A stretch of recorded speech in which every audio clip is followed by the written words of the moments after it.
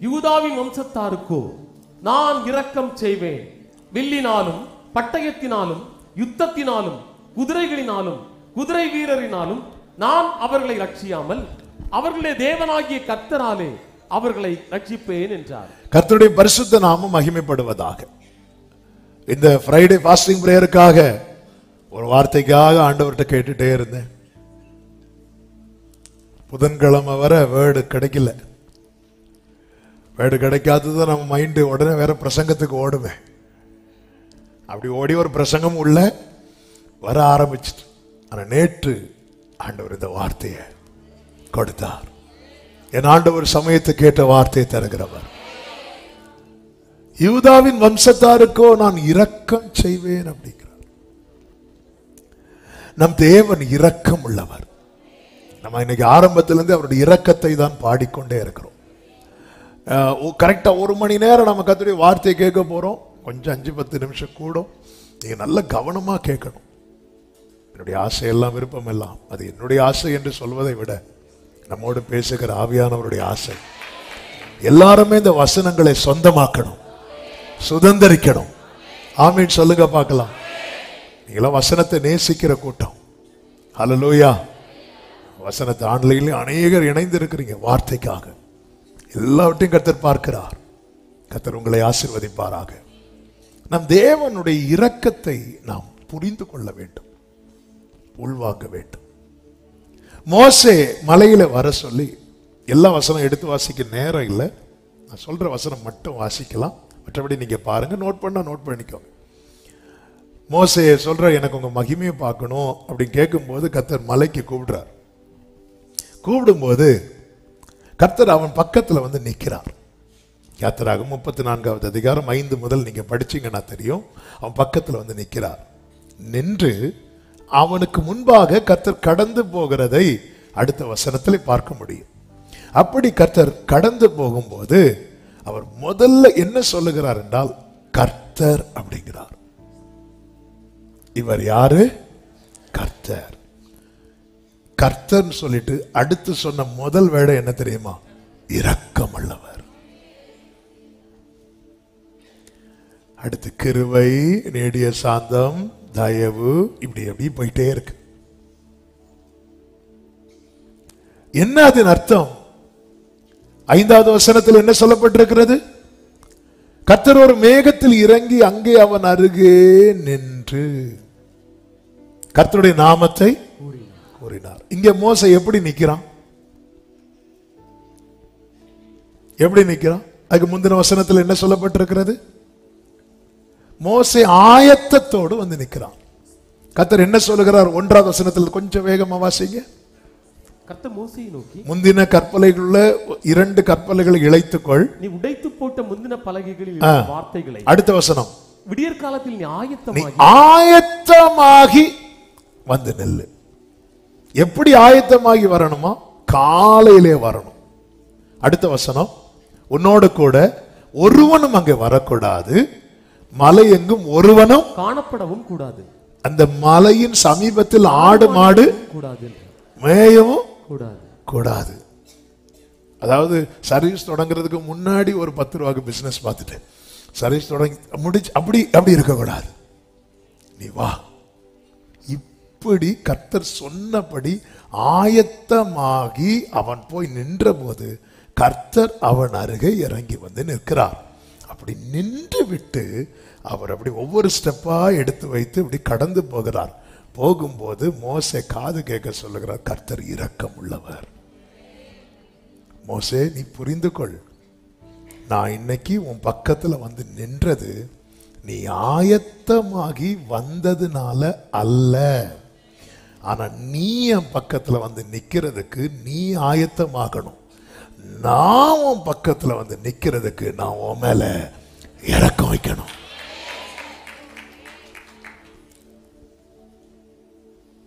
ஆமே. ஆனா நம்ம வர்றதை பார்த்தா ஏதோ பாவம் பார்த்து வர்றது போல. ஐயோ, நான் சர்ச்சுக்கு போகலன்னா யாரு சர்ச்சுக்கு போவா? ஆமே. ஐயோ பாஸ்டர் பாவம், நம்ம ஒரு 10 பேராவது போய் சில சர்ச்சுக்கு வந்து பாவம் பார்த்து போவாங்க. அவர் பாவம் பார்த்து விட்டுட்டு இருக்கிறார். ஆண்டவரே எல்லாரும் போறாங்க ஆண்டவரே அப்படின்னு பேதுரு சொல்லும் போது நீங்களும் போய்விட. பேதுரு அடுத்த மீட்டிங்ல சிக்கன் பிரியாணி போடுவேன்னு சொல்ல, அப்படியாவது அப்படிலாம் கூட மாட்டார் ஆண்டவர்.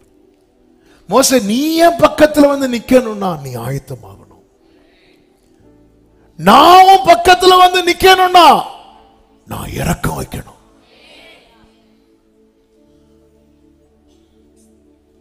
ஹalleluya. இன்னைக்கு கர்த்தர் என்னோடு இருக்கிறார் அப்படின்னு நான் ஃபீல் பண்றேனால நான் அதுல எதை பார்க்கணும் தெரியுமா? தேவனுடைய இரக்கத்தை. இவ்வளவு ஆயத்தம் ஆயிட்டு வந்துட்டு கர்த்தர் தம்முடைய நாமத்தை வெளிப்படுத்தும் போது மோசே அவருக்கு முன்பாக தரை மட்டும் முகங்குப்புற விழுந்து கிடக்கிறான். நம்ம பல நேரத்தில் என்ன நினைக்கிறோம் தெரியுமா? நான் இப்படி இருக்கிறேன், நான் அப்படி இருக்கிறேன். எதுக்கு நான் ஆயத்தமாகணும்? நான் அவரிடத்தில் நெருங்க. அவர் என்கிட்ட நெருங்கிறதுக்கு அவர் இரக்கம் வைக்கணும். அவருடைய இரக்கத்தை புரிந்து கொள்ளுங்கள். இன்று அவருடைய நிழல்ல இருக்கிறீங்கன்னா அவர் இரக்கம் வைத்தார். அதனாலதான் கிருபையினாலே விசுவாசத்தை கொண்டு ரட்சிக்கப்பட்டீர்கள். என்ன விசுவாசம்? கர்த்தரனை தூக்கி விடுவார் என்கிற விசுவாசம். அது விசுவாசம். ஓகே, அந்த தூக்கி விடுறதுக்கு அவர் கையை நீட்டணுமே, அதுதான் கிருபை. கையை அவர் நீட்டல. நான் குழியில கிடக்கிற கர்த்தரனை தூக்கி விடுவார், கர்த்தரனை தூக்கி விடுவார் சொல்லிட்டு நான் என் ஃபெய்த் அறிக்கையிட்டுட்டே இருக்கிறேன். கர்த்தர் கயிறை போடலன்னு வைங்களேன், கையை நீட்டல. அப்ப அந்த விசுவாசம் என்ன ஆயிரும்? வீணாயிரும். கிரேஸ் இல்லாம எல்லாமே செட் ஆகாது. அதனாலதான் கிருபையும் சத்தியம் எல்லாத்தையும் அவருடைய கிரேஸ், அவருடைய கிருபையோடு இணைத்து தான் சொல்றார். எதுக்கு அப்படின்னா நம்மள மேன்மை பாராட்டுறதுக்கு ஒண்ணுமே கிடையாது. யூதா வம்சத்தாருக்கோ நான் இரக்கம் செய்வேங்கிறார். அந்த இரக்கம் தான் சொல்ற, நான் உங்களை ரட்சிப்பேன் அப்படிங்கிறார். ஒரு தேவ பிள்ளை தானியேலை பாருங்க, எதிரிகளுக்கு கூட தானியேல் இடத்துல குற்றத்தை கண்டுபிடிக்க முடியவில்லை. அப்படி வாழ்ந்த தானியேல் ஆண்டவர்கிட்ட சொல்றார், ஆண்டவர் என் நீதியை நான் நம்பலப்பா, உங்க இரக்கத்தை நம்பி கேட்கிறேன். உம்மிடத்தில் திரளான மீட்பும் மன்னிப்பும் இருக்கிறது. எனவேதான் புலம்பல் 3:22 சொல்லுகிறார், நாம் நிர்மூலமாகாதிருப்பது கர்த்தருடைய கிருபையே, அவருடைய இரக்கங்களுக்கு முடிவில்லை.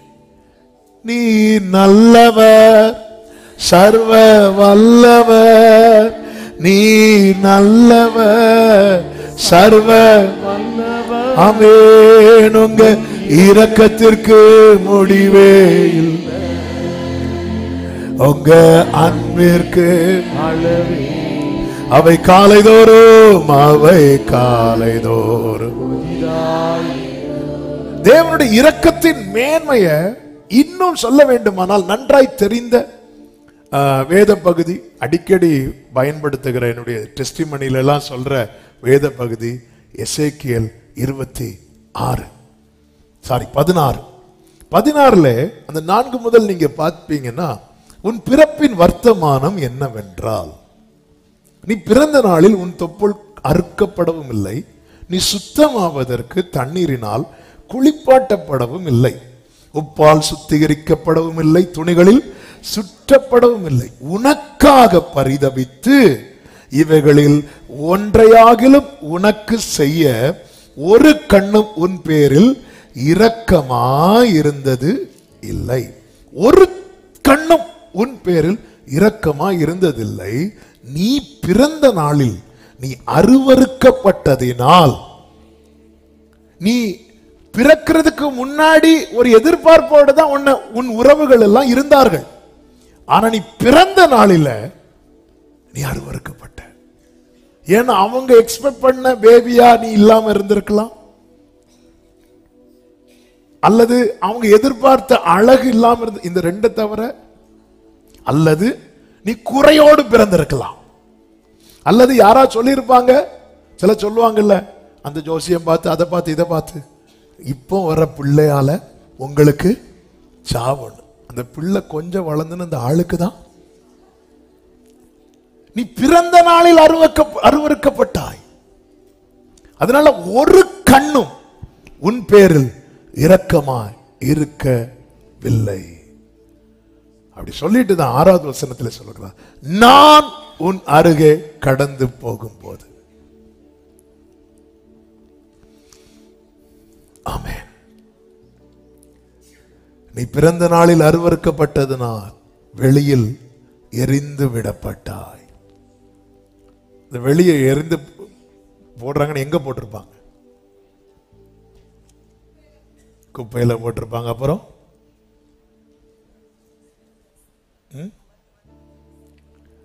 அப்புறம் எங்க போட்டிருப்பாங்க? எங்க போட்டிருப்பாங்க சொல்லிட்டா, அவங்க ஏரியாவை தாண்டி, அதாவது அவங்கள சார்ந்த யாருமே அந்த பக்கத்துல போகாத அளவுக்கு. இந்த பிள்ளை அங்கிருந்து அழுதா கூட இந்த வீட்டில் அந்த சத்தம் கேட்க கூடாது. 3வது, இவங்க போடுறது யாருக்கும் தெரியவும் கூடாது. ஆண்டவர் சொல், நான் உன் அருகே கடந்து வந்த போது. இங்கதான் அவருடைய இரக்கம் வெளிப்படுது. நான் உன் அருகே கடந்து வரும்போது உன்னை கண்டு, உன் ரத்தத்தில் கிடக்கிற உன்னை பார்த்து பிழைத்திரு என்று சொன்னேன். தேவனுடைய இரக்கத்தின் மேன்மையை எப்படி பார்க்கணும் தெரியுமா? எனக்கு யாருமே இல்லாத போது, எனக்கென்று ஒன்றையாகிலும் செய்ய ஒருவரும் இல்லாதிருந்த போது, எனக்காக எல்லாம் செய்யும்படியாக அவர் என் பக்கத்தில் வந்தார் அல்லவா?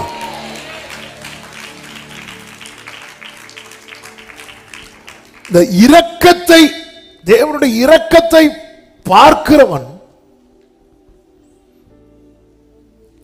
தனக்கு என்ன கொடுக்கப்பட்டாலும் அதை குறித்து மேன்மை பாராட்ட மாட்டான். தனக்கு எல்லாம் கொடுத்தவரை குறித்துதான். பல நேரத்தில் நாம் ஒரு நிலையை அடையும் போது இதை மறந்து விடுகிறோம். யூதாவுக்கோ அப்படி சொல்லிட்டு, யூதா அப்படி பண்ணா, யூதா இப்படி பண்ணா, யூதா அப்படி பண்ணா, இரக்கம் செய்வேன். மோசேக்கு கர்த்தர் தம்மை வெளிப்படுத்தும் போது, மோசே கர்த்தர் இரக்கம் உள்ளவர்.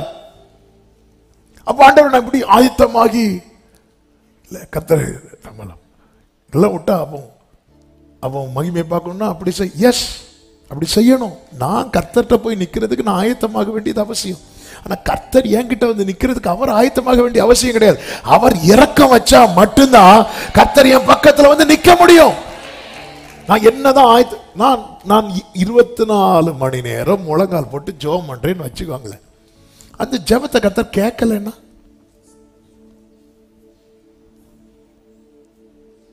அதனாலதான் தாவீது சொல்றார், என் ஜெபத்தை தள்ளாமலும். அதுக்கு முந்தின வசனத்தில் என்ன சொல்றார் தெரியுமா?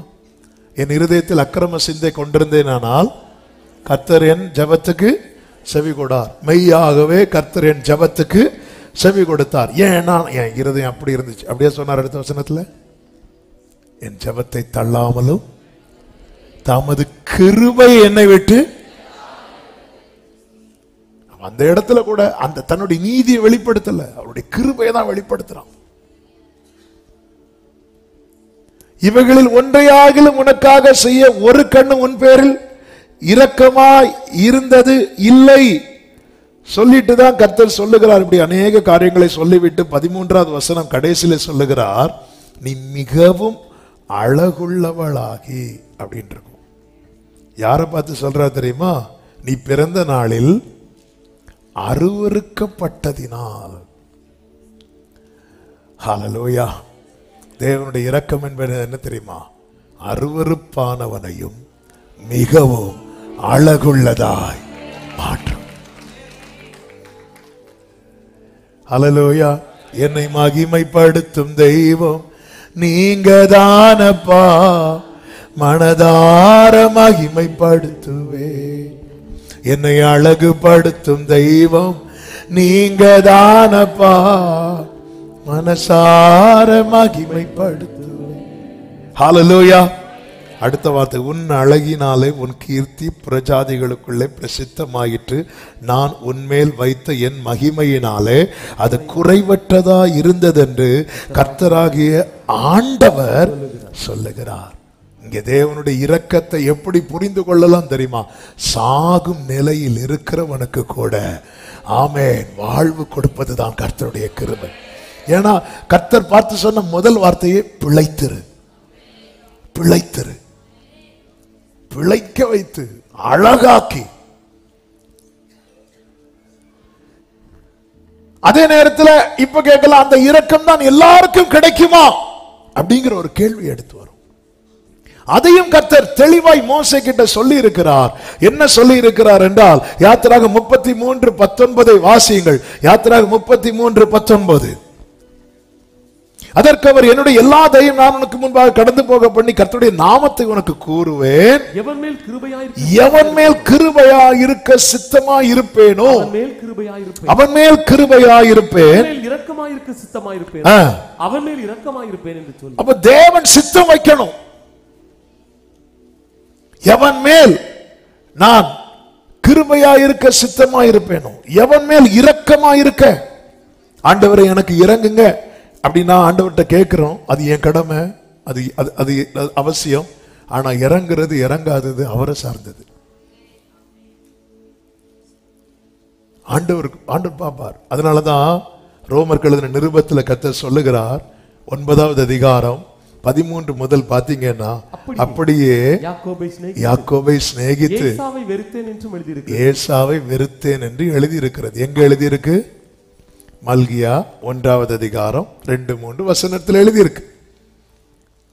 அப்படி எழுதி இருக்கிறதுனால என்ன சொல்லுவோம்? தேவனிடத்திலே அநீதி உண்டென்று சொல்லலாமா? சொல்லக்கூடாதே. அவர் மோசேயை நோக்கி, அப்படியே ரோமருக்கு வந்துருங்க. அவர் 14வது வசனம். ஆகையால் நம்ம என்ன சொல்லுவோம்? ஒரு ஆளுக்கு கர்த்தர் செஞ்சு இன்னொருத்தங்களுக்கு செய்யல அப்படின்னா நம்ம என்ன சொல்லுவோம்? நம்ம யாரா மாறிடுவோம்? உடனே காயினா மாறுவோமா, மாற மாட்டோமா?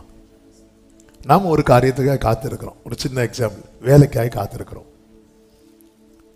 5 வருஷமா காத்திருக்கிறோம் வேலைக்காக, ஒரு நல்ல வேலைக்காக. சர்ச்சுக்கு வந்து 5 நாள் தான் ஆச்சு, வந்து சாட்சி சொல்றாங்க, கர்த்தர் எனக்கு ஒரு நல்ல வேலையை தந்தார். ஆண்டவர் பிரைஸ் பண்ணுவோமா?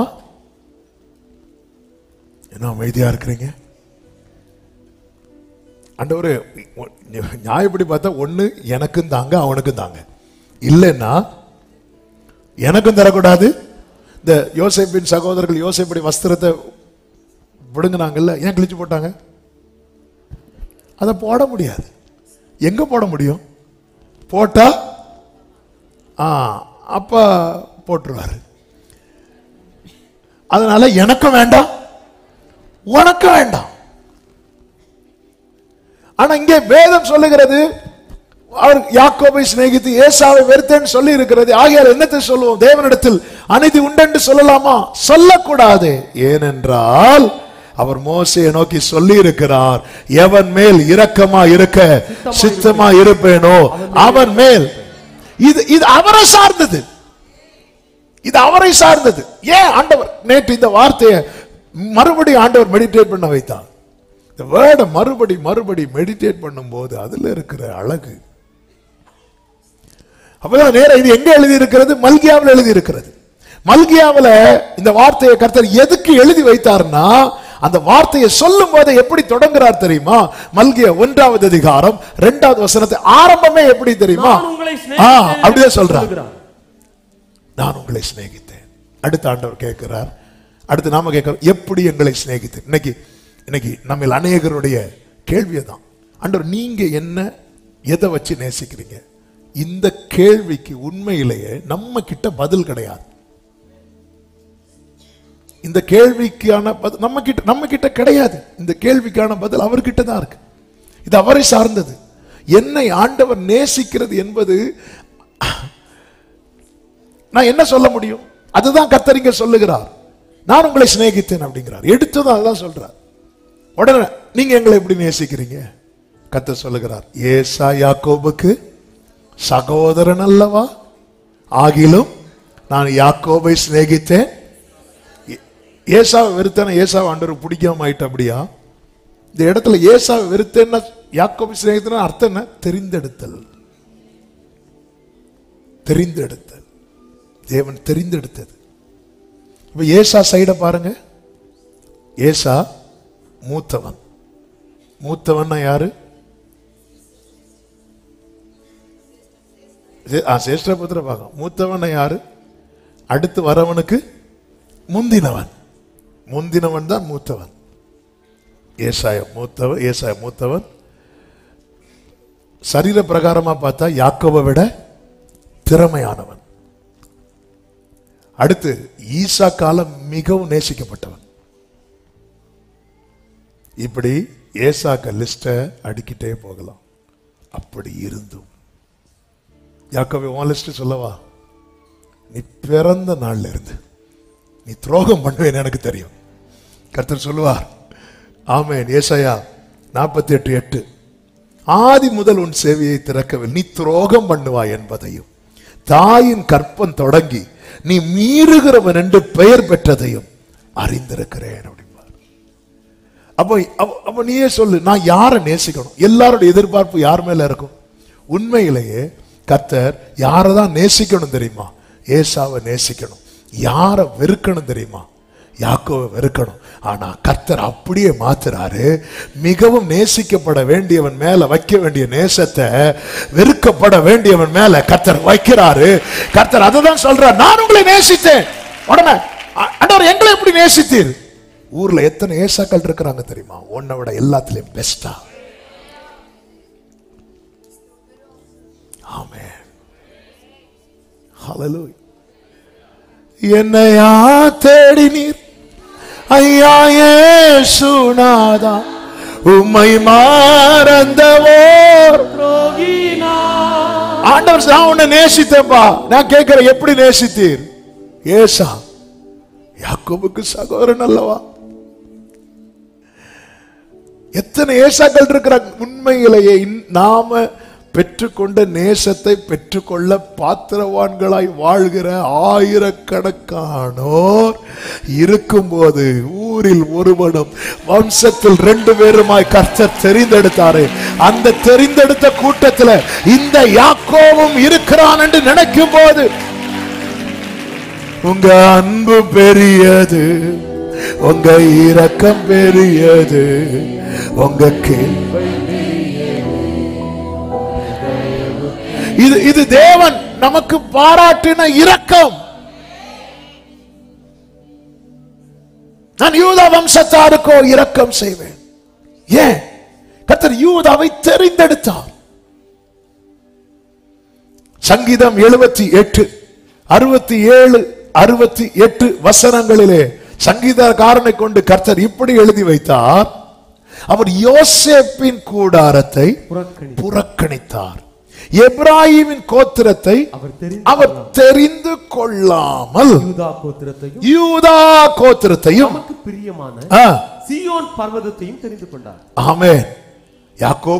யாக்கோபு பிளஸ் பண்ணும்போது மற்றவர்களுக்கு கொடுத்த பிளஸிங்கை விட யோசேப்புக்கு ரொம்ப கொடுத்தார்.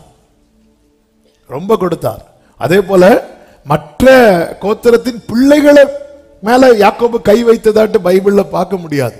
ஆனா யோசேப்பின் பிள்ளைங்க மேல, அதுவும் எப்ராஹிம் மேல விசேஷமா கை வைக்கிறார்.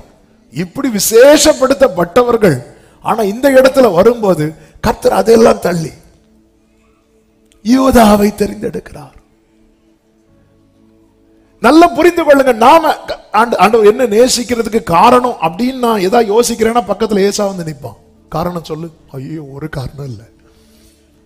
என்ன நேசிக்கிறதுக்கு ரீசன் என்ன தெரியுமா அப்படின்னு சொல்லும் போது இன்னும் சொல்லணும்னா நான் என்ன சொன்னேன்னு வைங்கள, என்னுடைய சகோதரர்கள் வந்து நிற்பாங்க. சொல்லு காரணம். எனக்கு தெரியும், என்னை விட அவங்க எல்லாத்துலயுமே பெஸ்ட். எல்லாத்துலயுமே ஆண்டவர் என்னை எப்படி ஆண்டவரை நேசித்தீங்கன்னு கேட்டா நேசிச்சேன், அவ்வளவுதான். உன்னால கண்டுபிடிக்க முடியுமா? முடியாது ஆண்டவரே. யூதாவை தெரிந்தெடுத்தேன்னு சொல்லும் போது யூதா வந்து கொஞ்சம் அப்படி நிமிர்ந்து பாத்தியா சொன்னது யோசேப்பின் கூடாரம் வரும். ஹல்லேலூயா. யூதாவை கர்த்தர் தெரிந்தெடுக்க காரணம் என்ன அப்படின்னு கேட்டா, காரணம் ஒரே ஆள் தான், தாவீது. என்னை தேவன் தெரிந்தெடுக்க காரணம் ஒருவர் தான், தாவீதின் குமாரனாய் வந்த என் ஆண்டவராகிய இயேசு கிறிஸ்து. உன்னை ஏன் ஆண்டவர் தெரிந்தெடுத்தார்? ஜீசஸ். அவ்வளவுதான். அப்போ நம்முடைய ஆன்சர், ரீசன், சீசன் எல்லாமே ஜீசஸ் தான். அவன் ஒரு தேவ பிள்ளை எதை பிலீவ் பண்ணணும் தெரியுமா? அவரால் நான் தெரிந்தெடுக்கப்பட்டது உண்மையானால் தேவனுடைய இரக்கம் என் மேல இருக்கும். ஆமென் சொல்லுங்க பார்க்கலாம். சத்தமா ஆமென் சொல்லுங்க பார்க்கலாம். அதனாலதான் யோவான் 15:16 ஆண்டவராக இயேசு கிறிஸ்து சீஷர்களை பார்த்து சொல்லுவார், வாசியுங்கள், நீங்கள் என்னை தெரிந்து கொள்ளவில்லை, நான் உங்களை. ஹல்லேலூயா, ஹல்லேலூயா. விவரிக்க முடியவில்லை, வர்ணிக்க வார்த்தை இல்லை, உம் அன்பை மட்டும் எனவென்று சொல்ல தெரியவில்லை, விவரிக்க. ஹல்லேலூயா.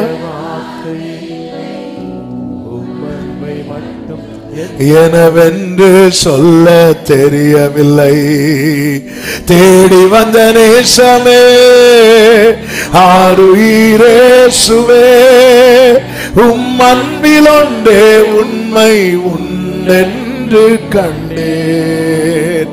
தேடி வந்த நேசமே ஆருயிரேசுவே, உம் அன்பில் ஒன்றே உண்மை உண்டென்று கண்டே.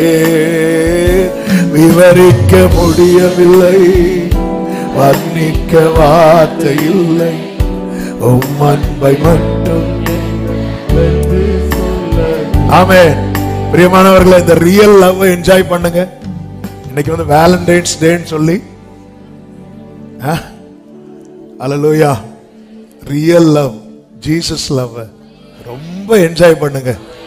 ஹல்லேலூயா, ஹல்லேலூயா. ஆமென். ஆண்டவர் வந்து வேற வழி இல்லாம நம்மள நேசிக்கல. அவருக்கு 1000 ஏசாக்கள் ரெடியா இருக்கிறாங்க. அப்படி இருந்தும் அதெல்லாம் விட்டுட்டு சேற்றி நின்றென்னை தூக்கி எடுத்து மாற்றி உள்ளம் புதிதாக்கினாரே. சேற்றி நின்றென்னை தூக்கி எடுத்து மாற்றி உள்ளம் புதிதாக்கினாரே. கல்லானைய உள்ளம் ஒருக்கின கல்வாரி கண்டு நன்றியுடன் பாடு. எதற்குமே எதற்குமே உதவா என்னையோ. ஹல்லேலூயா. ஆமென், ஆமென். தகுதியின் அடிப்படையில் என்ன இன்னைக்கு நாம நிக்க வேண்டிய இடத்துல இன்னும் எத்தனையோ பேர் இருந்திருப்பாங்க. அதாவது தாவீதுக்கு முன்னாக 7 பேர். இந்த கணக்கு மனசுல வச்சுக்கோங்க. தாவீதுக்கு முன்னாக 7 பேர். ஆமென். ஆண்டவர் அந்த சீட்ல உட்காரவே விடல, அந்த தைல கொம்ப வந்து கமத்தவே விடல. அவ்வளவுதான். சாமுவேல் சொல்றார், இவனாக்கும் அப்படிங்கிறார். ஈசாய் வந்து எலியாப ஃப்ரெண்ட்ல தள்ளுறான். சாமுவேல் சொல்றார், இவனாக்கும். எலியாபும் ஈசாயும் சாமுவேலும் இந்த விஷயத்துல சேர்ந்துட்டாங்க. தகுதியின் அடிப்படையில் தெரிந்தெடுக்க. ஆனால் கர்த்தர் தாவீதின் பக்கம் நிற்கிறார். இதுதான் இறக்கம். கர்த்தர் ஒருவரே அவனை வழி நடத்தினார். கர்த்தர் ஒருவரே. இன்னைக்கு உறவுகள் எல்லாம் ஒரு பக்கம் சேர்த்துருவாங்க. ஏன்னா நீங்க இதை புரியும், நான் தேவனால் தெரிந்தெடுக்கப்பட்டவர், நீங்கள் என்னை தெரிந்து கொள்ளவில்லை. சாமுவேலோட பெரிய தீர்க்கதரிசி, அவருக்கு தெரியவில்ல. ஆனா இந்த விஷயத்துல ஈசாய் கூட நிற்கிறார். தாவீது அங்க இல்ல, அங்க சீன்லயே இல்ல. தாவீது எங்கேயோ இருக்கிறான். எங்கேயோ இருக்கிறவனுக்காக இங்க கர்த்தர் சீனந்தது விருந்து சாப்பிட. ஆனா அந்த இடத்துல ஃபாஸ்டிங் பிரேயர் போட வச்சார் ஆண்டவர். ஹல்லேலூயா, ஆமென். பண்டிகை நாள உபவாச நாளாக்கினார். சீனை சேஞ்ச் பண்றார். காட்சி மாறுது. கேரக்டர் சேஞ்ச் ஆகுது. தாவீது உள்ள வந்ததும் உபவாச நாள் பண்டிகை நாளாய் மாறுகிறது. கர்த்தருடைய இரக்கம். ஆமென். தேவனால் தெரிந்தெடுக்கப்பட்டவனுக்கு தேவன் இரக்கம் செய்வார்ங்கிற நம்பிக்கை இருக்கணும். அந்த நம்பிக்கை தான். ஆமென். நம் தேவன் அதுதான் இங்கே சொல்லுகிறார். யூதா வம்சத்தாருக்கோ நான் இரக்கம் செய்வேன். வில்லினாலும் பட்டயத்தினாலும் யுத்தத்தினாலும் குதிரைகளினாலும் குதிரை வீரரினாலும் நான் அவர்களை இரட்சியாமல் அவர்களுடைய தேவனாகிய கர்த்தராலே அவர்களை இரட்சிப்பேன். ஓசியா 1:7 வசனம் போடுறவங்க குயிக்கா. ஆமென். அதான் இன்னைக்கு கீவேர்ஸ், மறந்துடக்கூடாது. இங்க என்ன ஆண்டவர் சொல்லுகிறார்? நான் ரட்சிப்பேன் அப்படிங்கிறார். அப்ப ரட்சிப்பு யாரால கிடைக்கிறது? ஆனா ரட்சிப்புனால நமக்கு மைண்ட்ல என்னதான் வரும் தெரியுமா? குதிரை, பட்டயம், வில்லு, யுத்தம், யுத்த வீரர், குதிரை வீரர். ஆண்டவர் சொல்ல இதனால நான் ரட்சிக்க மாட்டேங்கிறார். நேற்று ஆவியானவர் அநேக வார்த்தைகளை பேசுகிறார். எல்லாமே சொல்ல முடியுமான்னு தெரியல. ஆனா 1-2 காரியத்தை தான் ரொம்ப அழுத்தி சொல்ல விரும்புகிறேன். நம்ம எதால நம்ம வாழ்ந்துருவோம் நினைக்கிறோம், ஆண்டவர் சொல்றார் அதால கிடையாதுங்கிறார். ஆமென். உன் தேவனாகிய கர்த்தராலே அவர்கள் தேவனாக அப்போ கர்த்தராலே சொல்லும் போது கர்த்தர் எப்படி வேணாலும் ரட்சிப்பார். இதுதான் புரியணும். எனவேதான் 118வது சங்கீதம் அதனுடைய 23வது வசனம் நன்றாய் தெரிந்து பழகின வசனம். அது கர்த்தராலே, நான் சொல்ற வசனம் மட்டும் வாசிங்க. அது கர்த்தராலே ஆயிற்று, அது நம்முடைய கண்களுக்கு. அப்ப கர்த்தராலே ஒரு காரியம் ஆகும் போது அது எப்படி இருக்கும் தெரியுமா? ஆச்சரியமாயிற்று. ஆகாதென்று தள்ளின கல். எருசலேம் தேவாலயத்தை கட்டுகிற காரியத்தை குறித்து இதோடு சம்பந்தப்படுத்தி சொல்லுவார்கள் இந்த வசனத்தோடு. அப்ப கற்கள் எல்லாம் செதுக்கப்பட்டு செய்யப்பட்டு கொண்டு வரப்பட்டது. எல்லாமே ஒரே அளவு. அப்படி கொண்டு வரப்பட்டு மாட்டும் போது ஒரு கல்லின் அளவு மட்டும் கொஞ்சம் டிஃபரெண்டா இருந்தது. அதனால என்ன பண்ணாங்க, இந்த கல் செட் ஆகாதுன்னு சொல்லிட்டு ஆரம்பத்தில் என்ன பண்ணாங்கன்னா அதை தூக்கி போட்டாங்க.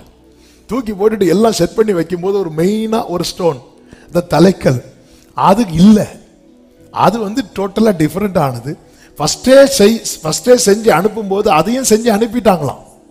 ஆனா கெட்டுறவங்களுக்கு அது தெரியல, இதுதான் என்ன கல்லு, தலைக்கல்லு அப்படின்னு சொல்லிட்டு அவங்களுக்கு தெரியல. அதனால அவங்க அதை என்ன கல்லா மாத்திட்டாங்க தெரியுமா? ஆகாததுன்னு தள்ளிட்டாங்க. இதுக்கு செட் ஆகாது. ஆமா, சில நேரத்தில் பாருங்க, மற்றவங்களுக்கும் தேவனால் தெரிந்தெடுக்கப்பட்டவங்க ரொம்ப டிஃபரெண்டா இருப்பாங்க. சின்ன வயசுல இருந்து டிஃபரெண்டா இருப்பாங்க. என்னன்னா ஒதுக்கப்பட்டிருப்பாங்க. ஏன்னா செட் ஆக மாட்டோம் நம்ம. ஆனா ஒரு நாள் வரும், அது கர்த்தராலே ஆயிற்று.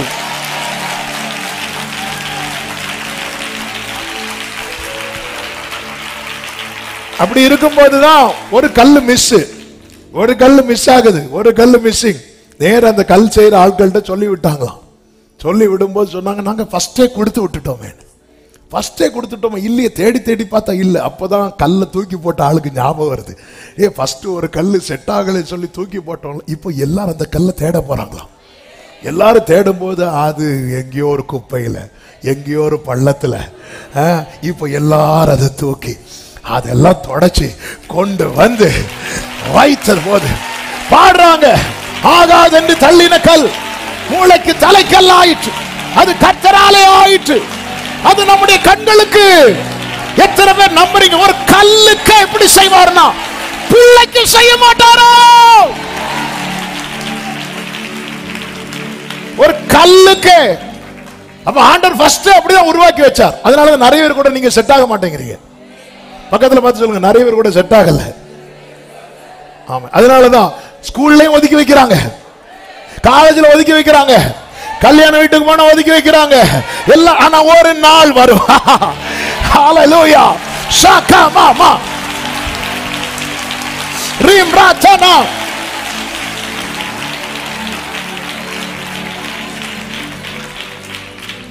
அதான் அது நம்முடைய கண்களுக்கு எப்படி இருக்கு தெரியுமா? நம்ம என்ன நினைக்கிறோம், இது செட் ஆகாது, அதை வச்சாதான் ஒர்க்கே பினிஷ் ஆகும். ஹalleluya. ஆகாப் யுத்தம் பண்ண போறான். யுத்தம் பண்ண போகும்போது யோசபாத்த கம்பெனி கூடுறான். யோசபாத்த வரார். இப்ப நம்ம வேர்டுக்கு யோசபாத் எங்க போனாலும் வேர்டு வேணும், அவருக்கு வார்த்தை வேணும். உடனே ஆகாப் என்ன பண்றான்னா ஒருத்தனை மட்டும் ஒதுக்கி வைக்கிறான். யார? மீகாயாவை ஒதுக்கி வைக்கிறான். ஒதுக்கி வச்சுட்டு மீதி 400 பேரை கூட்டிட்டு வரான். 400ல 4000 பேரை கூட்டிட்டு வந்தாலும் மீகாயா வராம வேலை நடக்காது. ஹல்லேலூயா, ஆமென் சொல்லுங்க பார்க்கலாம். ஹல்லேலூயா. கர்த்தர் எவ்வளவு நல்லவர், எவ்வளவு நல்லவர். யோசேப்பை தூரமா வைத்து போட்டாங்க. நீ எவ்வளவு தூரமா யோசேப்பை வச்சாலும் அவன் இல்லாம உனக்கு வயிறு நிறையாது. ஹல்லேலூயா. ஆகாது தள்ளின கல். ஏமா நமக்கு தெரியாது, இன்னைக்கு தெரியாது, இன்னைக்கு புரியாது. ஆனால் நீ தெரிந்தெடுக்கப்பட்டதை உன் மனதில் வைத்து சொல்லு, கர்த்தர் எனக்கு இரக்கம் செய்வார், கர்த்தர் என்னை ரட்சிப்பார். ஹல்லேலூயா, ஆமென். 400 பேர். ஹல்லேலூயா. இப்ப யோசபாத் 400 பேரும் பேசுறாங்க, ஒரே போல பேசுறாங்க. இந்த ஒரே போல பேசுறவங்களும் ஒண்ணு சேர்ந்துருவாங்க. ஆமென். நம்ம அவருக்கு ஏற்றார் போல பேசுறதுனால நம்மளை தள்ளி வைக்கிறாங்க. ஹல்லேலூயா. அப்ப நான் என்னையும் அந்த 400 கூட்டத்தில் சேர்க்கணும், நீ அவங்கள மாதிரி பேசணும். கர்த்தர் பேச விட மாட்டேங்கிறாரு. நம்ம பேசலன்னு வாய் திறந்தா வேற வார்த்தையை வாயில வைக்கிறாரு. ஹல்லேலூயா, ஆமென். ஹல்லேலூயா. கர்த்தர் நல்லவர். இப்போ யோசபாத் சொல்றார், வேற யாரும் இல்லையா அப்படின்னு. யோசபாத் 400 பேர், வேற யாரும் இல்லையா? அப்பதான் ஆகாப் சொல்றான், இன்னொருத்தர் இருக்கிறான், எனக்கு அவனை பிடிக்கவே பிடிக்காது. நான் நம்ம லாங்குவேஜ்ல சொல்லிட்டு இருக்கிறேன். அவன் எப்ப வாயை திறந்தாலும் எனக்கு எதிராக தான் பேசுவான். டேய், அவன் சத்தியம் தான் பேசுறான், நீ எதிரா நிக்கிற.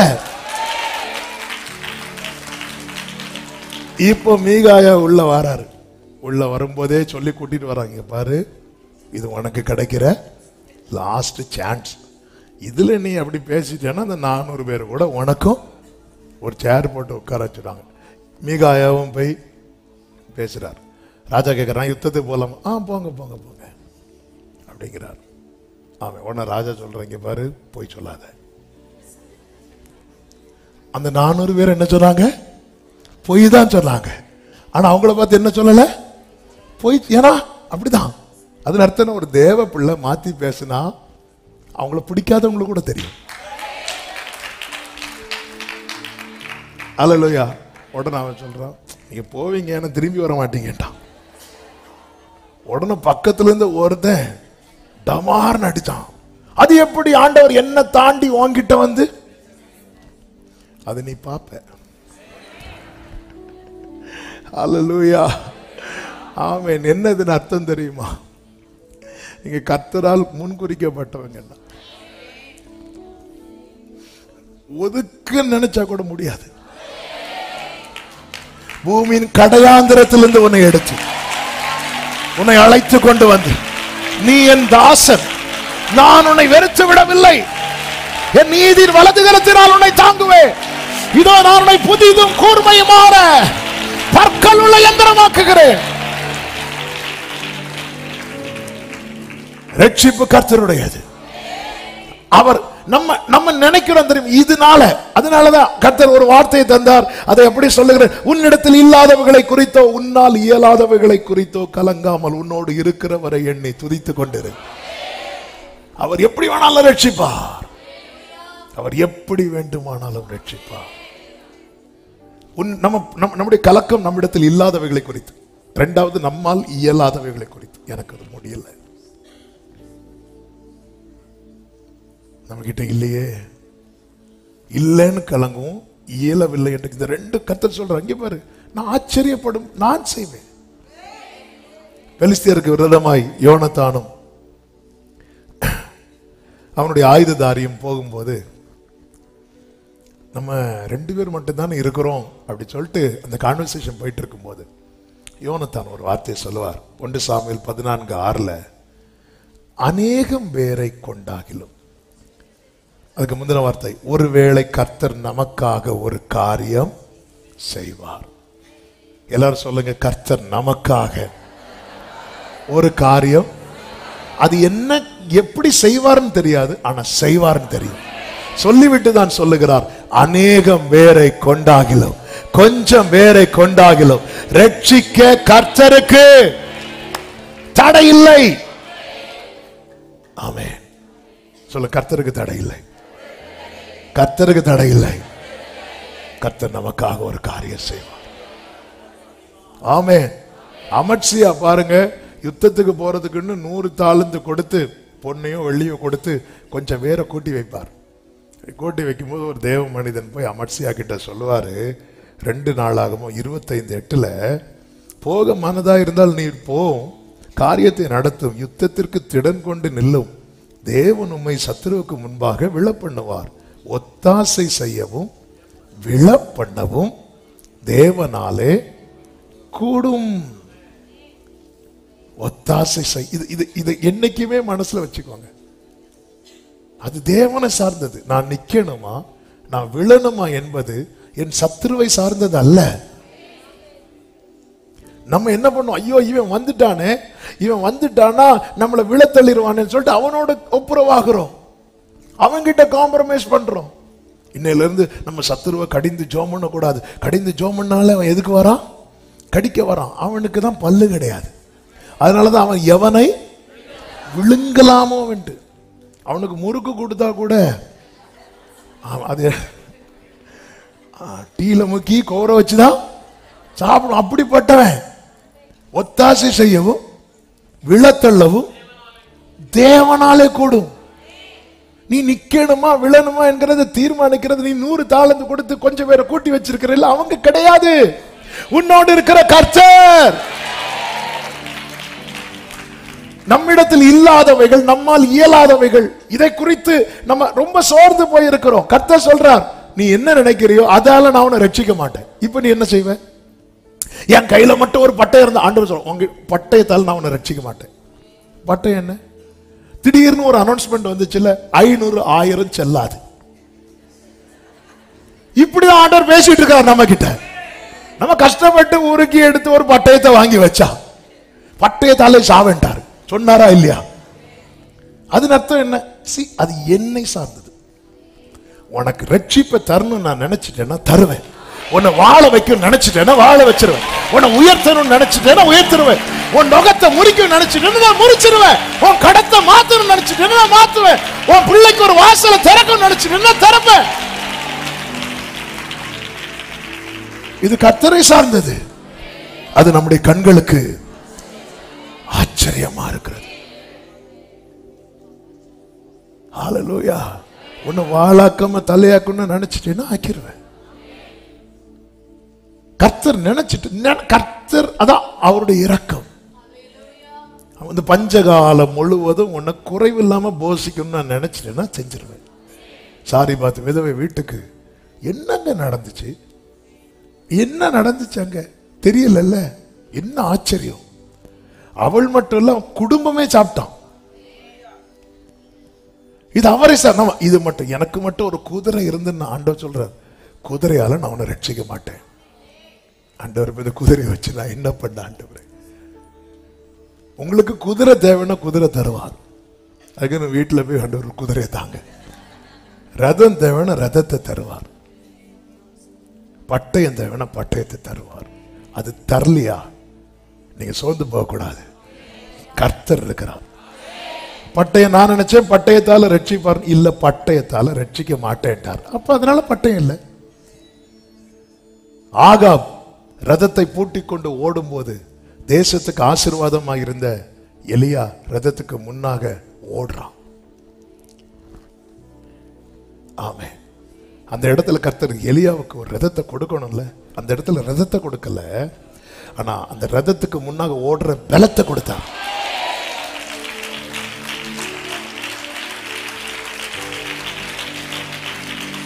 நான் சொல்றது எத்தனை பேருக்கு விளங்குதுன்னு தெரியல.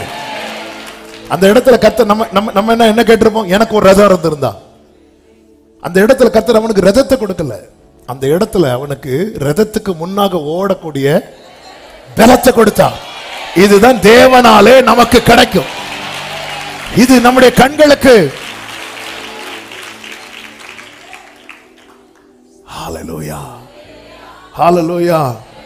ஒரு நாள் வந்தது, யோர்தானை கடந்து போகும்போது திடீரென்று வானத்துல இருந்து என்ன வருது தெரியுமா?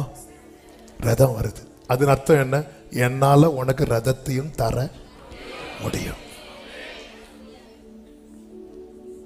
அவன் இன்னைக்கு நம்ம கிட்ட சிலது தராம இருக்கிறார்ல, அது தர முடியாததுனால அல்ல, கர்த்தருக்கு தடையே கிடையாது.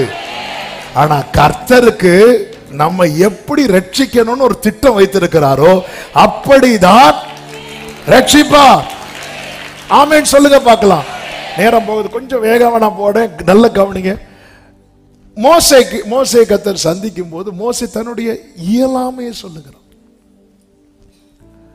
ஆண்டவரை நீர் என்னிடத்தில், யாத்திரை 4வது அதிகாரம் அதனுடைய 10வது வசனம், ஆண்டவர் இதற்கு முன்னாவது தேவரீர் அடியானோட பேசினதற்கு பின்னாவது நான் வாக்கில், அதன் அர்த்தம் என்ன தெரியுமா? ஆண்டவர் என் பேச்சை பார்த்தீங்கல்ல, நீங்க என்கிட்ட பேசுறதுக்கு முன்னாடி எப்படியோ அப்படியேதான். நம்ம அநேகருடைய புலம்பல் இதுதான். இதுக்கு முன்னாடி சரி நான் இப்படி மந்தனா உள்ளவனா இருந்தேன், இப்ப கர்த்தர் என்கிட்ட பேசினதுக்கு அப்புறம் நான் அப்படியே தானே இருக்கிறேன். முன்னாடி நான் இப்படி குறைவுள்ளவனா இருந்தேன், இன்னைக்கு நான் கர்த்தர் வார்த்தை தந்ததுக்கு அப்புறம் அப்படியே தானே இருக்கிறேன். நான் திக்குவாயும் மந்தனாவும் உள்ளவன். ஆண்டவரே இதற்கு முன்னாவது தேவரீர் உமது அடியானோட பேசினதற்கு பின்னாவது. இந்த வேர்டு தான் ரொம்ப, இங்கதான் எல்லாருமே சோர்ந்து போறது. மோசேல நம்ம எல்லாருமே நல்ல வார்த்தையெல்லாம் வாங்கினதுக்கு அப்புறமும் ஒரு மாற்றமும் இல்லைன்னு இருக்கும்போது ரொம்ப சோர்ந்து போயிடும். நீர் உமது அடியானோடு பேசினதற்கு சரி முன்னாடி ஓகே, இப்போவாவது, இப்போதான் நாங்க எல்லாருமே குடும்பமா சர்ச்சுக்கு வரோமே. முந்தி ஒரு ஆள் மட்டும்தான், இன்னைக்கு அப்படி எல்லாருமே தேட ஆரம்பிச்சிட்டோமே. இன்னைக்கு எல்லாருமே அதுக்கப்புறமும் சரி முன்னாடியாவது பைபிளை சும்மா படிக்கணுமே படிப்பேன். இன்னைக்கு நான் விரும்பி தானே படிக்கிறேன். 24 மணிக்கூறும் வார்த்தை தானே எங்க வீட்டில் ஓடிட்டே இருக்குது. இப்படி 1000 காரியங்களை நம்ம அடுக்கலாம் மோசையை போல. அப்போ ஆண்டவர் அதுக்கு ஒரு ஆன்சர் கொடுக்கிறார் பாருங்க. 11வது வசனம், அப்பொழுது கர்த்தர் அவரை நோக்கி, மனுஷனுக்கு வாயை உண்டாக்கினவர் யார்? அடுத்த வார்த்தையை பாருங்க, ஊமையனையும் செவிடனையும் பார்வை உள்ளவனையும் குருடனையும் உண்டாக்கினவர் யார்? சொல்லிட்டு அடுத்து கேட்கிறாரு, கர்த்தராகிய,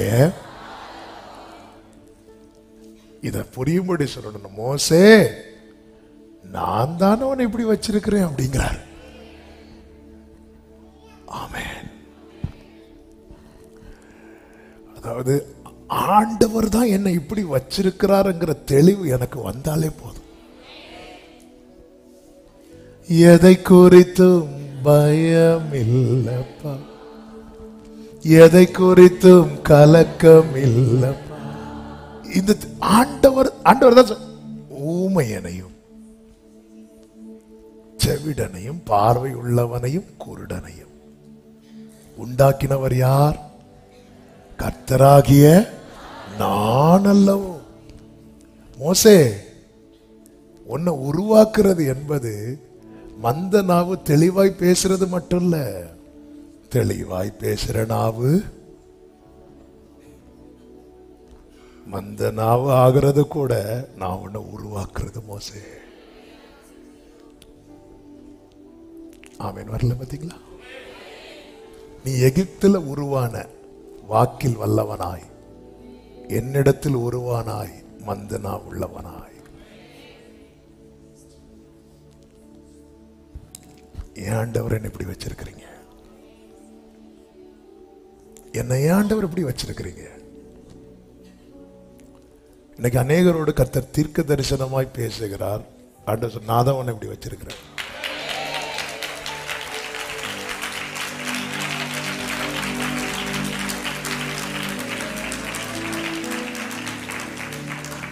ஆமென். நான் தான் உன்னை இப்படி வச்சிருக்கிறேன். எதற்கு? 12வது வசனம், நீ போ அப்படிங்கிறார். ஆண்டவரே உம்மிடத்தில், ஆமென், நீர் என்னிடத்தில் பேசினதற்கு முன்பாகிலும் பேசினதற்கு பின்பாகிலும் வாக்கில் வல்லவன், போ போ அப்படின்ட்டார். சொல்லிட்டு சொல்றார், நான் உன் வாயோட இருந்து நீ பேச வேண்டியதை. அப்ப எந்த இடம் தேவனால் உருவாக்கப்படுகிறதோ அந்த இடத்துல தேவனுக்கு ஸ்தானம் இருக்கிறது. ஆமென். உன்னை நான் இப்படி வச்சிருக்கிறேன்னா வெளி பார்வைக்கு நீ பெரிய திறமையாய் பேசுகிறவனாய் தெரியாமல் இருக்கலாம். ஆனா உனக்கு ஒரு சத்தியத்தை புரிந்து கொள். உன்னை நான் ஒரு நிலையில் வச்சிருக்கிறேன், அந்த இடத்துல எனக்கு ஒரு ஸ்தானம் இருக்கிறது. அதுதான் கர்த்தர் சொல்லுகிறார், நான் உன் வாயோட.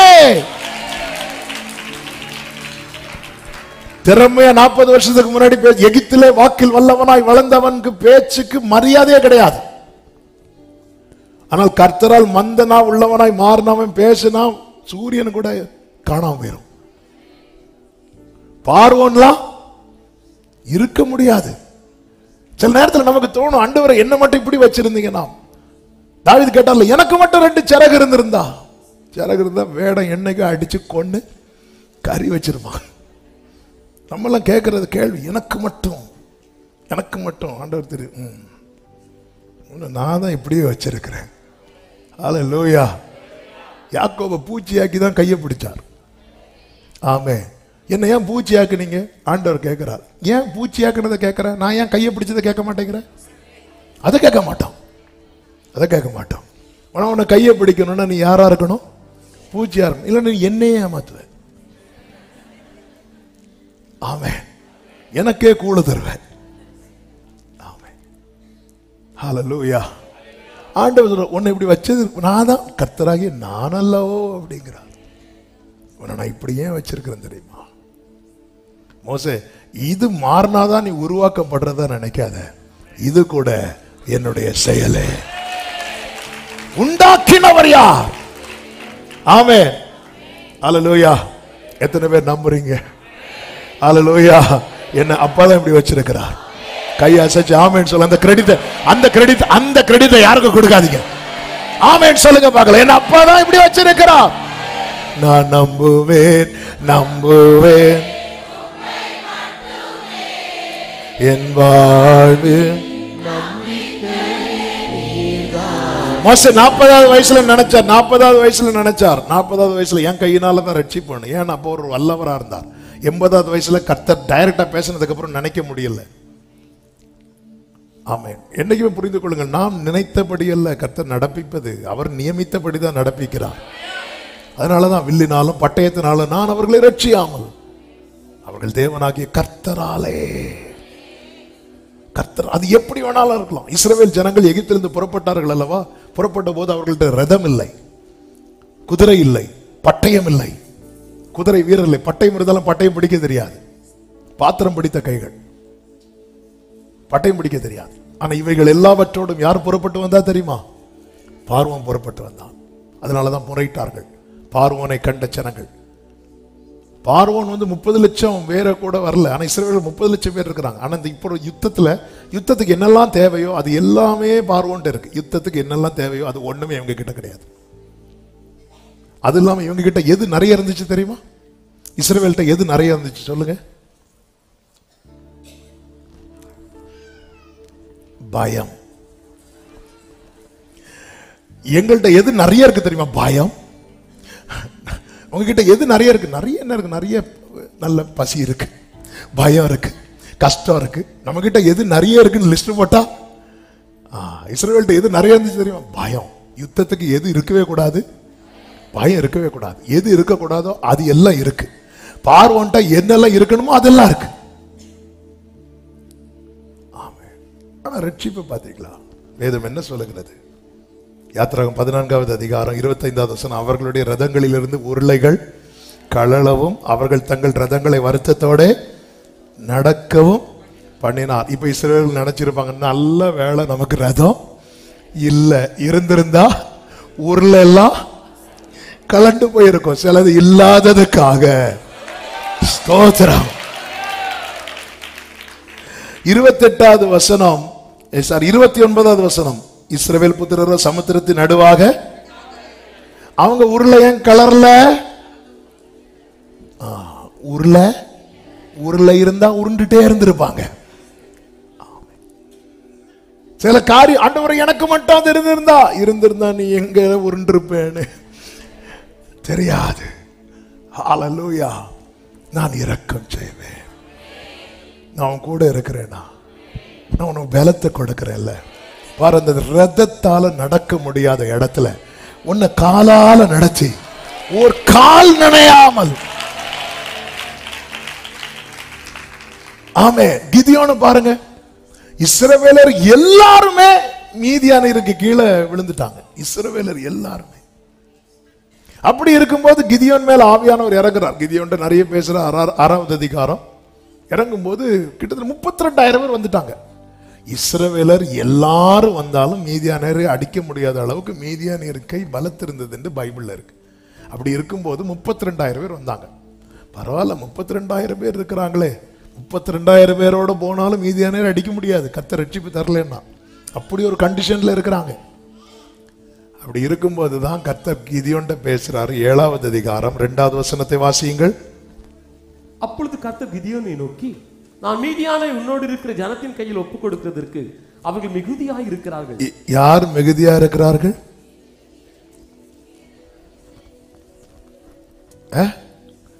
இஸ்ரவேலரும் இல்ல, இவன் கூட ஒரு 32,000 பேரை கூட்டிட்டு வந்தான்ல.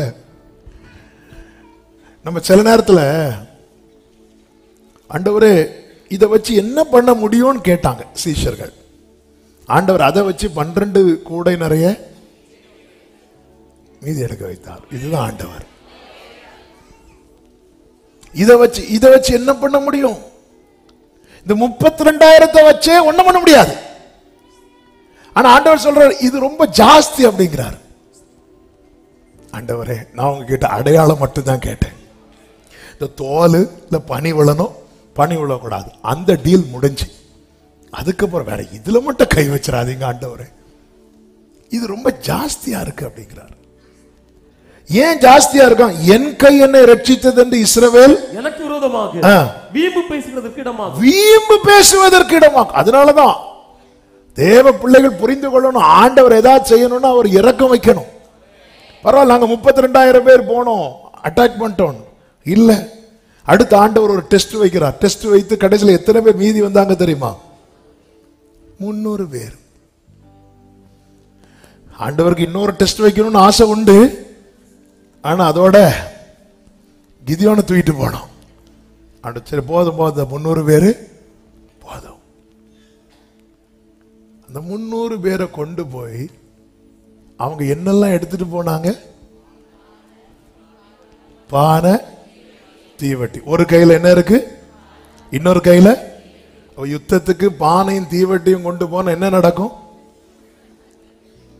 நமக்கு பானை உடைக்கப்படும். அதான் நடக்கும். பானையும் தீவட்டியும் எடுத்துட்டு ஒருத்தன் போறானாலே அவன் எதுக்கு போறான்னு அர்த்தம்? அடக்கத்துக்கு போறான்னு அர்த்தம். எங்க பட்டயம் இருக்கு? பட்டயம் ஒரு கையில தீவட்டி, இன்னொரு கையில பானை. நேரம் போறாங்க மீதியானர் பாளையத்தில் போய். ஐயா, வரத பார்த்தா அப்படிதான் இருக்கும். அதுவும் பானையும் உடைக்க சொல்லிட்டாரு. பானையும் உடைச்சிரு. கிதியோன் சொல்ற, இப்ப சொல்லுங்க, கர்த்தரின் பட்டயம், கிதியோனின் பட்டயம் சொல்லுங்க. அப்ப இப்ப பட்டயம் எங்க இருக்கு? வாயில இருக்கு. அத நம்பிக்கை அறிக்கை இடுகிறதுல அசைவில்லாமல் உறுதியா இருக்க கடவும். உன்னை புதிதும் கூர்மையுமான பற்கள் உள்ள, அது எலும்ப கடிக்கிறதுக்கு மட்டும் இல்ல, நீ மலைகளை பெயர்த்து. சிலர்லாம் அதை பார்த்தா தெரியும், பெயர்த்து யுத்த களமே நடந்திருக்கும். இது அப்படியே இந்த வசனத்தை நீங்க புதிய ஏற்பாட்டில் இணைத்து பார்த்தீங்கன்னா இயேசு சொல்லுவார், இந்த மலையை பார்த்து நீ பெயர்ந்து போன்னு சொன்னா அது பெயர்ந்து போகும். ஆமென். கர்த்தர். இப்ப பாருங்க, நீ சொல் கர்த்தரின் பட்டயம். கர்த்தரின் பட்டயம் எது? அவருடைய வார்த்தை. அது அவருடைய வாயிலிருந்து புறப்படுகிறது. அது இருபுறமும் கருக்குள்ள பட்டயமாயிருக்கிறது. ஆமென் சொல்லுங்க பார்க்கலாம். ஹல்லேலூயா. எனவேதான் சங்கீதம் 44:2-3 சொல்லப்பட்டிருக்கிறது, தேவரீர் உம்முடைய கையினாலே ஜாதிகளை துரத்தி இவர்களை நாட்டி ஜனங்களை துன்பப்படுத்தி இவர்களை பரவ பண்ணினீர். 3வது வசனம், அவர்கள் தங்கள் பட்டயத்தால் தேசத்தை கட்டிக்கொள்ளவில்லை, அவர்கள் புயமும் அவர்களை ரட்சிக்கவில்லை. நீர் அவர்கள் மேல் பிரியமாய் இருந்தபடியினால் உம்முடைய வலது கரமும் உம்முடைய புயமும் உம்முடைய முகத்தின் பிரகாசமும் அவரை ரட்சித்தது. சொல்லுங்க, கர்த்தருடைய வலது கரம். சத்தமா சொல்லணும், கர்த்தருடைய வலது கரம், கர்த்தருடைய புயம், கர்த்தருடைய முகத்தின் பிரகாசம் என்னை ரட்சிக்கும். ஆமென். அவங்க பட்டயத்தால் அதை கட்டிக்கொள்ளவில்லை, பணத்தால் அதை கட்டிக்கொள்ளவில்லை, அவங்க கையில பட்டயத்தை கதை கொடுத்தா நேரம் போக. இப்ப தாவீதை பாருங்க, தாவீது யுத்தத்துக்கு வரார். வரும்போது அவர் இப்படி சொல்ற, சிங்கத்தின் கைக்கு கர்த்தர் தப்பு வைத்தார், கரடியின் கைக்கு தப்பு வைத்தார். உடனே சவுல் சொல்றார், நீ போ, கர்த்தர் உன் கூட இருப்பார். அப்படி விசுவாசத்தை சொல்லிட்டு இங்க வா, எதுக்கு இந்த பட்டயத்தை இடுப்புல வச்சிக்கோ. இதான் நம்ம விசுவாசம். ஆமென், ஹல்லேலூயா. கர்த்தர் நல்லவர். ஆமென். கர்த்தாவே, நான் இது உம்மிடத்தில் கேட்கிறேன், எனக்கு நிச்சயமாய் தருவீராக. மாமாக்கு இதுக்கு ஒரு போன் பண்ண, லைன் கிடைக்குதா பாரு. இந்த லைன் கிடைக்காததுனால இந்த லைனை ட்ரை பண்ணிட்டு இருக்கிறோம். ஆண்டவரே கேட்கும் போது பையன் சொல்லுவான், லைன் கிடைச்சிட்டு, ஆண்டவரே வெயிட் பண்ணுங்க. இதே மாதிரிதான் சவுல், நீ போ, கர்த்தர் உன் கூட இருக்கிறார், நில்லு நில்லு நில்லு, இதை கட்டிக்கோ. கட்டிட்டு இப்படி போறான். எங்க போறான்? ஒரு சைடோட போகுது. சைக்கிள் ஓட்ட தெரியாதவங்கள ஃபர்ஸ்ட் சைக்கிள் ஓட்டிட்டு கொடுக்கும்போது ஒரு சைடு எப்படிதான் போறான். அவர் பார்த்தாரு, இங்க பாருங்க, இதெல்லாம் எனக்கு செட் ஆகாது சொல்லிட்டு இப்படி தடி எடுத்துட்டு போறான். அதாவது கிதியோன் பானை எடுத்துட்டு போறான். தாவீது தடியை தூக்கிட்டு போறான். யுத்தத்துக்கு போற லட்சணமா இது? கர்த்தர் இப்படிதான் கொண்டு போகிறார். ஹல்லேலூயா. கிதியோன் தாவீது இப்படி வரும்போது எல்லாரும் தாவீது டேவிட் டேவிட் கத்திட்டு இருக்கும்போது கோலியாத் வந்து தேடிட்டு இருக்கிறான். எங்க சார் கீழே இருந்து, ஹலோ இங்க இருக்கிற, தடியோட வர நான் என்ன நாய அப்படிங்கிறான். எப்பாடா, நான் கல் எடுத்தது வீணாகல, நான் வேற ஆண்டவர் எதுக்கு இந்த கல்லை எடுக்க வைத்தார்னு சொல்லிட்டு எனக்கு புரியாம இருந்துச்சு. ஆமென். அதுக்கப்புறம் தாவீதுக்கு நமக்கு தெரியும், தாவீது அங்க கோலியாத்தை அடிச்சிட்டார். தாவீது என்ன சொல்லி அடிப்பா தெரியுமா? என் தேவன் பட்டயத்தாலும் ஈட்டியாலும் ரட்சிக்கிறவர் அல்ல. நல்ல கவனிங்க, இப்ப என் கையில கர்த்தர் பட்டயம் கொடுத்திருந்தா இந்த பட்டயத்தால ரட்சிக்க வைத்திருப்பார். இப்ப என் கையில பட்டயம் இல்ல, அதனால ரட்சிப்பு பட்டயத்தால வராது. என் கையில கர்த்தர் என்ன கொடுத்திருக்கிறாரோ, கொஞ்ச நேரம் ஆகல, பட்டயத்தை போட்டு பழக்கம் இல்லாத தாவீதை வச்சு பட்டயத்தை எடுத்து கோலியாத்துக்கு கழுத்தை வெட்ட வைக்கிறார். அப்படிலாம் வெட்ட முடியாது. இந்த கோழி அறுப்பாங்க தெரியுமா? சிலர்லாம் வீட்டில் அறுப்பாங்க பாருங்க, அது ஜம்முன்னு துள்ளி எழும்பி வெளியே ஓடிட்டு இருக்கும். ட்ரைனிங். கடையில எல்லாம் அறுக்கிறதுன்னா அப்படி விட்டு அவ்வளவுதான். அதை பார்த்துட்டு இங்க வந்து அது கோழி பார்க்கும் கொஞ்சம். அப்படிலாம் வெட்ட முடியுமாங்க? ஒரு மனுஷன், அதுவும் கோலியாத்துக்கு பட்டயத்தை தூக்க முடியுமா? இப்படி தூக்குனா அப்புறம் தாவீதையும் சேர்த்து தூக்கிதான்.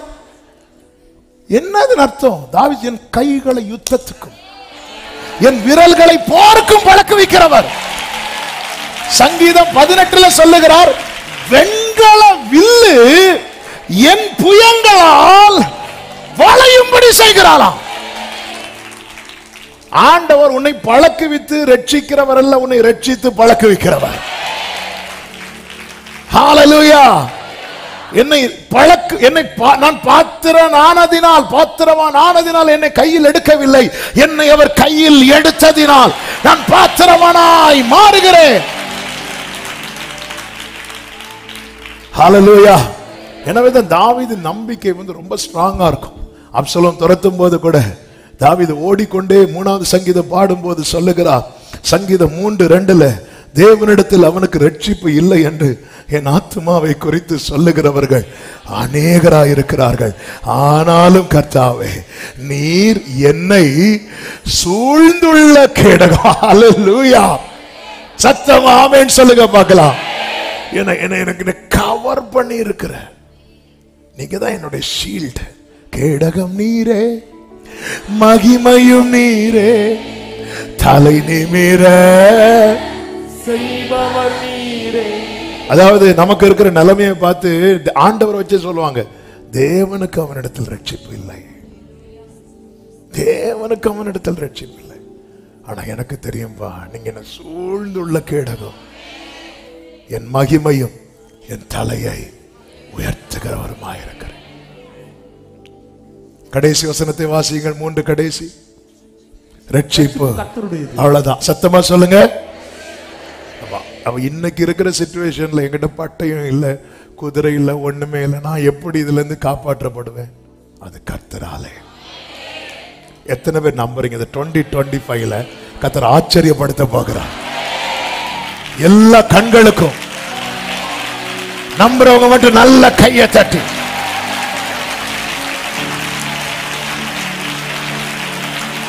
ஆமென் சொல்லுங்க பார்க்கலாம். இது தேவனுடைய கிருபை. கர்த்தர் தெரிந்தெடுத்திருக்கிறார். கர்த்தருடைய கிருபை. கர்த்தர் ஆண்டவரே, இதால நம்ம அப்படி இல்லை. நீ காற்றையும் காண மாட்டாய், மழை காணும், ஆனா தண்ணீர் வரும். அது வரும். மழையினால தண்ணி வரணும், மழையை தருவார். ஆனா மழை இல்லாட்டாலும் கர்த்தரால் தண்ணி தர முடியும். இது தேவனுடைய செயல். கர்த்தர் என் கூட இருக்கிறார். அதை மட்டும் நீங்க அவருடைய கிருபையை சார்ந்து இல்லைங்க, இரக்கத்துக்காய் நோக்கி பாருங்க. கர்த்தர் உங்களை ஆசீர்வதிப்பாராக. எல்லாரும் எழுந்து நிற்கலாமா? எல்லாரும் எழுந்து நிற்கலாமா? ஹல்லேலூயா. தகப்பனே, தந்தையே, தலை நிமிர செய்பவர் என்கிற பாடலை நம்பிக்கையோடு பாடி நம்ம செபித்து முடிக்க போகிறோம். ஹல்லேலூயா. Thank you Jesus.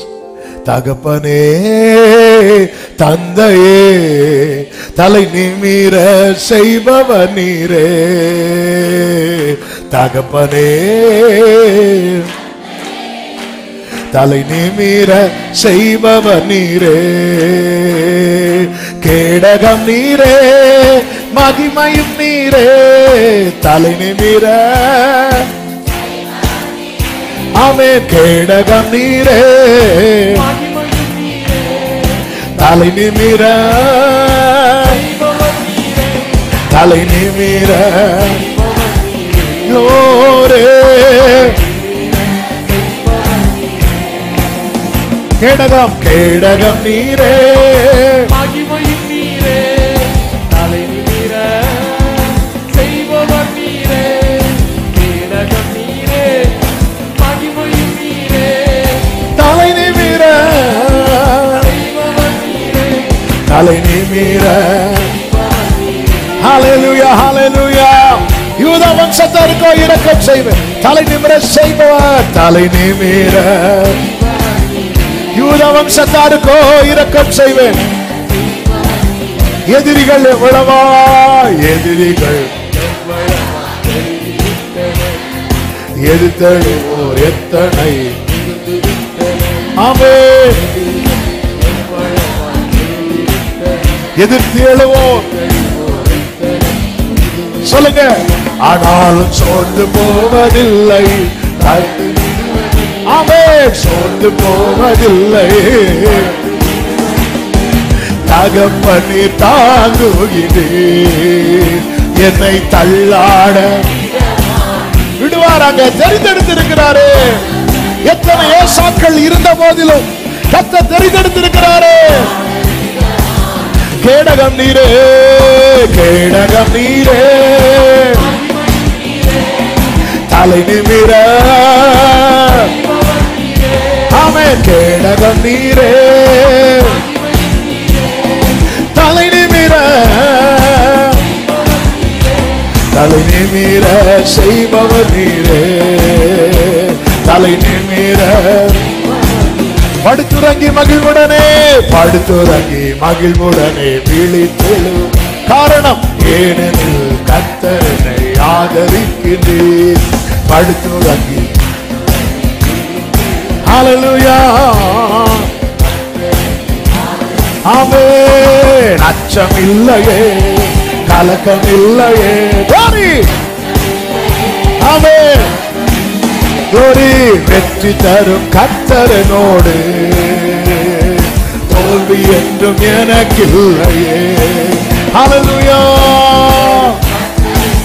கர்த்தரனோடு உண்டு. கேடகம் நீரே, கேடகம் நீரே, மகிமையும் நீரே, தலை நிமிர. ஆமென். கேடகம் நீரே, தலை நிமிர, தலை நிமிர செய்பவர் நீரே.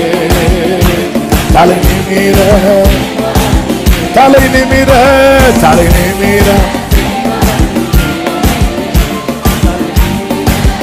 சொல்லுங்க, ஒன்றுக்கும் நான் கலங்காமல் ஸ்தோத்தரிப்பேன். ஒன்றுக்கும் நான் கலங்காமல். அறிவு கேட்டா பேரமைதி பாதுகாக்குதே. ஆமென். Thank you Jesus. நீர் விரும்பத்தக்கவை, நீர் விரும்பத்தக்கவை, தூய்மையானவை. ஆமென். அவைகளை தியானம் செய்கிறேன். தினம் அறிக்கை செய்து, கர்த்தர் சொன்ன வார்த்தைகளை தியானம் பண்ணி அறிக்கை செய்து ஜெயம் எடுக்கிறவர்களாய் மாறுங்கள். கேடகம் நீரே, கேடகம் நீரே. ஆமென். தலை நிமிர. ஆமென். கேடகம் நீரே. கோரி கோரி செய்பவர் நீரே, தலை நிமிர செய்பவர் நீரே. யூத வம்சத்தாருக்கோ இரக்கம் செய்வேன்.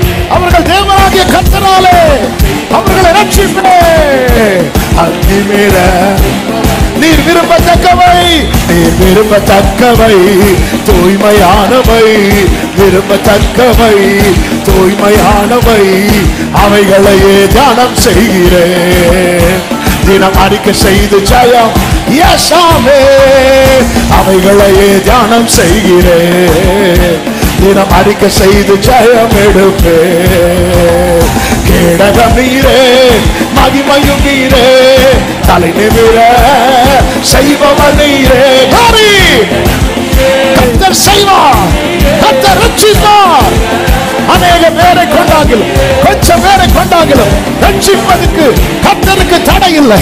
கர்த்தருக்கு தடை இல்லை. கர்த்தருக்கு தடை இல்லை. கர்த்தருக்கு தடை இல்லை. உன்னை உயர்த்துவதற்கு கர்த்தருக்கு தடை இல்லை. உன்னை ஆசீர்வதிப்பதற்கு கர்த்தருக்கு தடை இல்லை.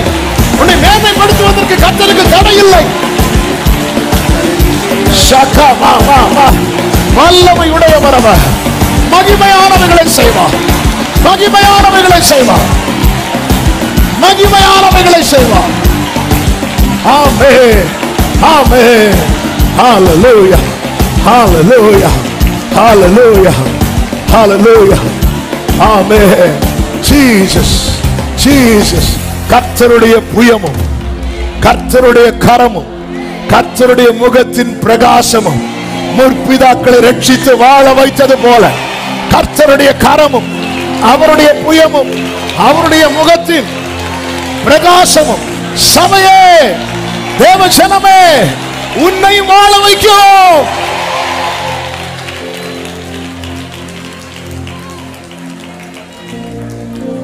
நன்றி ஆண்டவரே. ரெண்டு கைகளை உயர்த்தி ஏதும் இல்லை என்ற கவலை இல்லை, துணையாளர் என்னை விட்டு ஏதும் இல்லை என்ற கவலை இல்லை, துணையாளர் என்னை விட்டு எல்லாரும் சொல்லுங்க, சொன்னதை சொன்னதை செய்திடும்.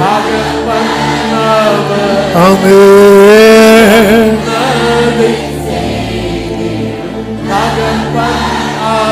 நம்புவே நம்புவே. ஹல்லேலூயா. நம்புவே நம்புவே இயேசுவை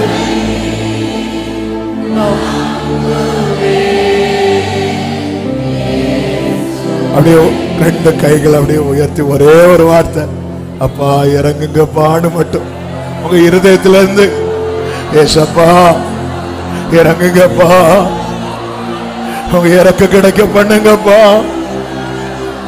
என் குடும்பத்தின் மேல உங்க இறக்கம் கிடைக்க பண்ணுங்கப்பா, இறங்காம விட்டுறாதீங்கப்பா. நீங்க இறங்குனா எனக்கு ரட்சிப்பு, எனக்கு வாழ்வு, எனக்கு விடுதலை, எனக்கு எல்லாமே கிடைக்கும்பா. உங்க இறக்கம் கிடைக்க பண்ணுங்கப்பா, உங்க இறக்கம் கிடைக்க பண்ணுங்க. ஆமென். பரிசுத்த பிதாவே, நல்ல தகப்பனே, நன்றி நிறைந்த இருதயத்தோடு உம்மை துதிக்கிறோம், ஸ்தோத்திரிக்கிறோம். நிரத்தனை நல்லவர். மிகுந்த கிருபையினால் உங்க சமூகத்தில் அழைத்து கொண்டு வந்து பாட, துதிக்க, ஆராதிக்க, ஜெபிக்க வைத்து உடைய இரக்கத்தை குறித்து கேட்க வைத்து, ஆண்டவர் இரக்கத்துக்காய் கெஞ்சி நிற்கிற ஒவ்வொருவரையும் உடைய சமூகத்தில் ஒரு விஷயம் கூட தந்து ஜெபிக்கிறோம். பட்டயமோ ஈட்டியோ குதிரையோ குதிரை வீரரோ ரதமோ ஒண்ணும் இல்லப்பா. எங்களுக்கு ரட்சிப்பு எங்கள் தேவனாகிய கர்த்தராலே மட்டும்தான் கிடைக்கும். ஒவ்வொரு வாழ்க்கையில் அப்படியே நடப்பிச்சு ஆகாது என்று அருவருப்பாய் பார்த்தவங்க கூட ஆச்சரியமாய் பார்க்கும்படிக்கு பிள்ளைகளை கர்த்தர் உயர்த்துவீராக, மேன்மைப்படுத்துவீராக, உங்க நாம மகிமைக்காய் வாழ்ந்திருக்க செய்வீராக, கர்த்தர் ஆளுகை செய்வீராக.